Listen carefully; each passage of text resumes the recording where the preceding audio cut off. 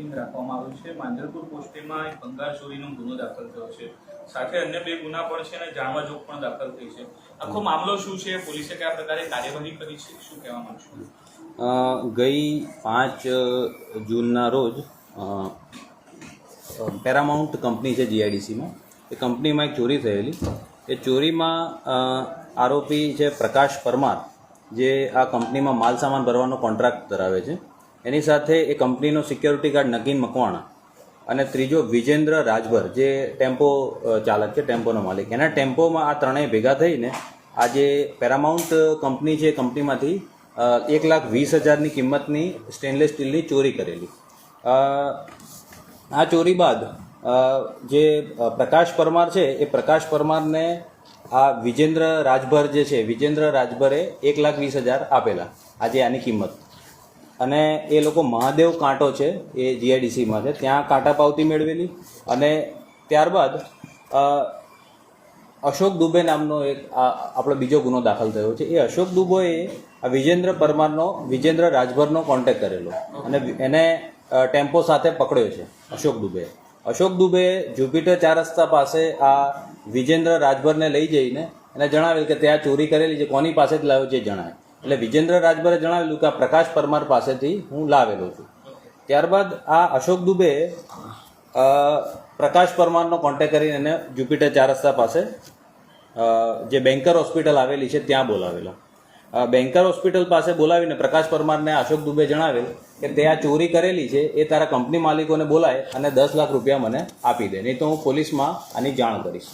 ત્યારબાદ પ્રકાશ જે પરમાર છે એની પાસે આટલા પૈસા ન હોય, એને જાણ કરી કે મારી પાસે આ પૈસા છે નહીં, તમારે જેને જાણ કરવી હોય તો આ અશોક દુબે એ એક તરકટ રચે છે અને જે આ રાજભર છે, જેણે આ ચોરીનો માલ ખરીદ્યો, એની પાસે પોલીસ સ્ટેશનમાં એક અરજી અપાવે છે કે વિજેન્દ્ર રાજભરે પ્રકાશ પરમાર પાસેથી જે માલ ખરીદ્યો એનું બિલ આપતો નથી, એટલે પ્રકાશ પરમાર વિરુદ્ધ આ રીતે એક અરજી અપાવે છે। ત્યારબાદ આ અરજીની તપાસ પોલીસ સ્ટેશનમાં ચાલુ હતી। એ દરમિયાન આપણે જે કંપનીના માલિકોના નિવેદન લીધેલ, કંપનીના માલિકોના નિવેદન લેતા ખબર પડી કે ખરેખર આવો ચોરીનો એક બનાવ બનેલો છે અને કંપનીમાંથી આ રીતે ચોરી થયેલી છે। ત્યારબાદ આપણે સીસીટીવી ફૂટેજ મળ્યા છે અને સીસીટીવી ફૂટેજમાં આ તમામ જે અશોક દુબે, વિજેન્દ્ર રાજભર, એ બધા એ સીસીટીવી ફૂટેજમાંથી એને એ બાબતને સમર્થન મળે છે। ત્યારબાદ એક રોહિત પાંડે અને અશોક દુબે એ લોકો એકબીજા ટેલિફોન કરીને આ પ્રકાશ પરમારને 10 લાખ રૂપિયા આપવા માટે દબાણ કરે છે। ત્યારબાદ આ પ્રકાશ પરમાર જે છે એના એક મિત્ર એની પાસેથી એનો ટેમ્પો ગીરવે મૂકીને 7 લાખ રૂપિયા લાવે છે અને આ જે પ્રકાશ પરમાર છે એ શૈલેષ પાટીલ એ મારુતિધામમાં એની સાથે જ રહે છે। એની સાથે જયેશ પટેલ અને વિજય ચૌહાણ, જે તમામ મારુતિધામમાં સાથે રહે છે, એ લોકો આ પ્રકાશ પરમાર પાસે 7 લાખ રૂપિયા અશોક દુબે માંગ્યા છે એ પ્રમાણે એની પાસે આ 7 લાખ રૂપિયા લઈ લે છે અને પ્રકાશ પરમાર છે એ એના મિત્ર રાજુભાઈ મંડોદરા પાસે એનો ટેમ્પો ગીરવે મૂકીને 7 લાખ રૂપિયા રોકડા લાવે છે અને શૈલેષ પાટીલ મારફતે એ પૈસા શૈલેષ પાટીલ, જયેશ પટેલ અને વિજય ચૌહાણ આ 3 લોકોને આપે છે। એટલે આપણે આમાં કુલ 2 ગુના દાખલ કરેલા છે। પહેલો ગુનો જે કંપનીમાં, જે પેરામાઉન્ટ કંપનીમાં ચોરી થઈ છે, એ કંપનીમાં ચોરીનો એક ગુનો, જેમાં આરોપી પ્રકાશ પરમાર, નગીનભાઈ મકવાણા અને વિજેન્દ્ર રાજભર આ 3 આરોપીઓ છે। આ 7 વર્ષથી ઓછી સજાનો ગુનો છે, એટલે ત્રણેયને આપણે એના ચહેરા નિશાન પત્રક ભરીને એને મુક્ત કરેલા છે।